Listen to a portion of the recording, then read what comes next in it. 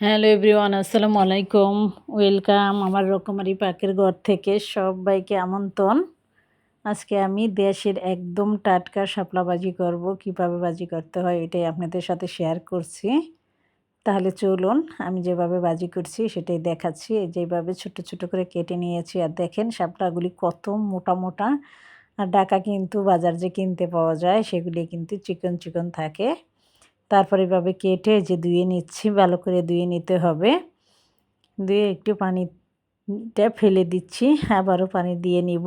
দুবার করে পানিটা ফেলে দিয়ে আমি চালনিতে ঢেলে দিলাম।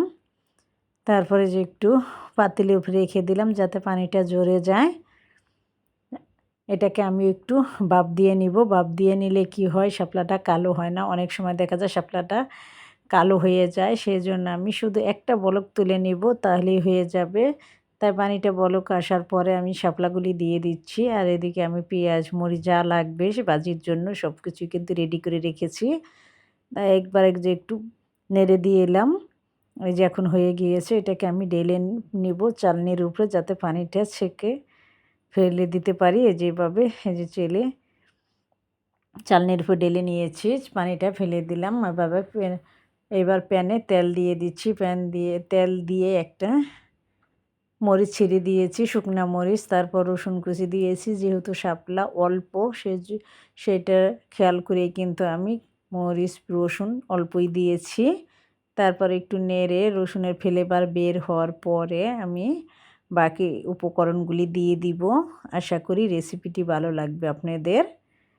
একটা তেজপাতা একটু মাঝখান দিয়ে ছিঁড়ে দিয়েছি, তেজপাতাটা একটু নেড়ে দিলাম যাতে ফ্লেভারটা বের হয়ে যায়। সামান্য হলুদ, তারপর ধনে গুঁড়া যা আপনি দিতে চান সবই দিয়ে দিবেন। চাইলে আপনি একটু এখানে আদা রসুন বাটাও দিতে পারেন, তবে আমি আর দিইনি, হালকা মশলাই করেছি যেহেতু শাপলাগুলি সবুজ সবুজ।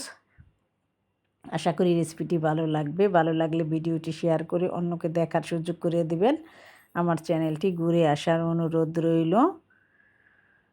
চ্যানেলটি সাবস্ক্রাইব করে পাশেই থাকবেন আশা করি। আর যদি সাবস্ক্রাইব করা থাকে তাহলে মন থেকে অনেক অনেক দোয়া ভালোবাসা রইল। তারপরে যেভাবে আমি নেড়ে দিলাম, সামান্য একটু লবণ দিয়ে দিচ্ছি। লবণটা একটু পরিমাণ মতোই দিবেন, যেহেতু শাপলা কিন্তু একদম পানি টাইপের মতো, অনেক পানি বের হয়ে যায়। এই পানিটা কিন্তু একদম শুকিয়ে নিতে হবে, যেহেতু এটাকে আমি ভাজি করব সেজন্য পানিটা শুকিয়ে নিতে হবে। একটু রসুন, একটু পেঁয়াজ কুচি যে দিয়ে দিচ্ছি, কাঁচামরিচ কুচিও দিয়ে দিবেন। জালটা আপনার উপর নির্ভর করে, আপনি যতটুকু জাল খেতে চান সেরকম জাল দিয়ে দিবেন।